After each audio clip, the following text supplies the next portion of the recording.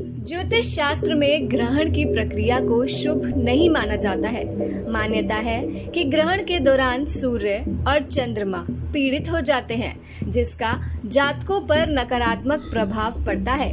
हालांकि सूर्य और चंद्र ग्रहण के वैज्ञानिक कारण धार्मिक कारणों से एकदम अलग हैं, मगर ग्रहण से पड़ने वाले प्रभावों पर विज्ञान और धर्म दोनों में बात की गई है। हर वर्ष कई सूर्य ग्रहण और चंद्र ग्रहण पड़ते हैं, जिसका प्रभाव मनुष्य पर तो पड़ता ही है, साथ ही संपूर्ण प्रकृति पर भी पड़ता है। वर्ष 2021 का प्रथम चंद्र ग्रहण 26 मई 2021 को लग चुका है और अब साल का पहला सूर्य ग्रहण ज्येष्ठ अमावस्या तिथि यानी 10 जून 2021 दिन गुरुवार को लगेगा। सूर्य ग्रहण को एक प्रभावी खगोलीय घटना माना जाता है। सूर्य ग्रहण 3 प्रकार के होते हैं। पहला, पूर्ण सूर्य ग्रहण। इस ग्रहण में चंद्रमा पूरी तरह से पृथ्वी को अपने छाया क्षेत्र में ले लेता है। इसके फलस्वरूप सूर्य का प्रकाश पृथ्वी तक नहीं पहुंच पाता है और पृथ्वी पर अंधकार जैसी स्थिति उत्पन्न हो जाती है। दूसरा, आंशिक सूर्य ग्रहण। आंशिक सूर्य ग्रहण में चंद्रमा सूर्य के केवल कुछ भाग को ही अपनी छाया में ले पाता है। इससे सूर्य का कुछ भाग ग्रहण ग्रास में तथा कुछ भाग ग्रहण से अप्रभावित रहता है। तीसरे और अंतिम प्रकार का सूर्य ग्रहण वलय सूर्य ग्रहण के नाम से जाना जाता है। इस प्रकार के ग्रहण के समय चंद्र सूर्य को इस प्रकार से ढकता है कि सूर्य को केवल मध्य भाग ही छाया क्षेत्र में आता है। सूर्य के बाहर का क्षेत्र प्रकाशित होने के कारण कंगन के समान प्रतीत होता है। 10 जून को लगने वाला सूर्य ग्रहण ग्रीनलैंड, उत्तर पूर्वी कनाडा, उत्तरी ध्रुव और रूसी फास्ट ईस्ट के कुछ हिस्सों में वलयाकार सूर्य ग्रहण के रूप में दिखाई देगा, जबकि भारत, यूरोप, उत्तरी अमेरिका, एशिया, आर्कटिक और अटलांटिक क्षेत्रों में यह आंशिक सूर्य ग्रहण होगा। भारत में अरुणाचल प्रदेश और लद्दाख के कुछ हिस्सों को छोड़कर सूर्य ग्रहण नहीं दिखाई देगा। सूर्य ग्रहण लगने से 12 घंटे पहले ही इसका सूतक काल मान्य हो जाता है।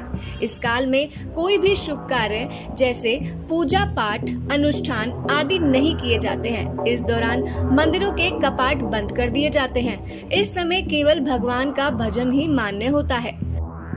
सूर्य ग्रहण के दौरान विशेष सावधानी बरतने की आवश्यकता होती है, विशेषकर गर्भवती महिलाओं को। उन्हें घर से बाहर नहीं निकलना चाहिए और ना ही उन्हें चाकू, छुरी या नुकीली चीजों का प्रयोग करना चाहिए। कहा जाता है कि इसका सीधा असर गर्भ में पल रहे शिशु के ऊपर पड़ता है। ग्रहण की समाप्ति के बाद घर व खुद को गंगा जल से शुद्ध करना चाहिए, साथ ही दान पुण्य भी करना चाहिए। ग्रहण के बाद दान करना अत्यंत शुभ माना जाता है। यह सूर्य ग्रहण 10 जून 2021 को दोपहर 1:42 से शुरू होगा और शाम 6:41 पर समाप्त होगा। आंशिक रूप में दिखाई देने के कारण भारत में इसका सूतक काल मान्य नहीं होगा। वैज्ञानिक तौर पर तो सूर्य ग्रहण के अपने कारण और प्रभाव बताए ही गए हैं, लेकिन ज्योतिष शास्त्र में भी सूर्य ग्रहण के पीछे एक पौराणिक कथा प्रचलित है। कथा अनुसार ग्रहण की कथा समुद्र मंथन से जुड़ी हुई है।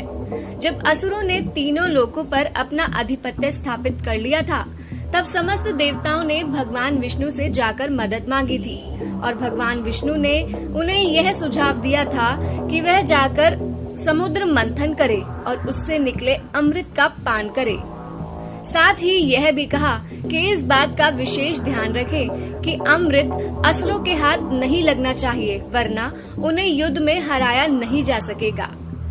उसके बाद असुरों और देवताओं ने समुद्र मंथन किया और मंथन से निकले अमृत को लेकर देवों और दानवों के बीच विवाद और युद्ध होने लगा। तब भगवान विष्णु ने इस समस्या को सुलझाने के लिए उपाय निकाला। उन्होंने मोहिनी रूप धारण करा और अमृत पिलाने की जिम्मेदारी अपने हाथ में लेकर सभी देवताओं और असुरों को अलग अलग बिठा दिया। लेकिन असुरों की प्रवृत्ति छल की ही होती है और ऐसे में एक असुर छल से देवताओं की ओर आकर बैठ गया। वह इस पंक्ति में सबसे आगे बैठा था और सबसे पहले अमृत पान करना चाहता था। देवों की पंक्ति में चंद्रमा और सूर्य भी बैठे थे। उन्होंने उस असुर को देख लिया था। इसकी जानकारी चंद्रमा और सूर्य ने भगवान विष्णु को दे दी, लेकिन तब तक वह अमृत पान कर चुका था। तभी भगवान विष्णु ने अपना सुदर्शन चक्र निकाला और उस असुर का सिर धड़ से अलग कर दिया। हालांकि अमृत केवल उसके कंठ तक ही पहुंचा था, लेकिन फिर भी उसकी मृत्यु नहीं हो सकी और उसका सिर राहु और धड़ केतु के नाम से प्रसिद्ध हुआ। इसके बाद से राहु और केतु ने सूर्य व चंद्रमा को अपना शत्रु माना, इसीलिए वह पूर्णिमा के दिन चंद्रमा को और अमावस्या के दिन सूर्य को खाने की कोशिश करते हैं। जब वह सफल नहीं हो पाते और कुछ समय तक दोनों को निगलने की कोशिश करते हैं तो इसे ग्रहण कहते हैं।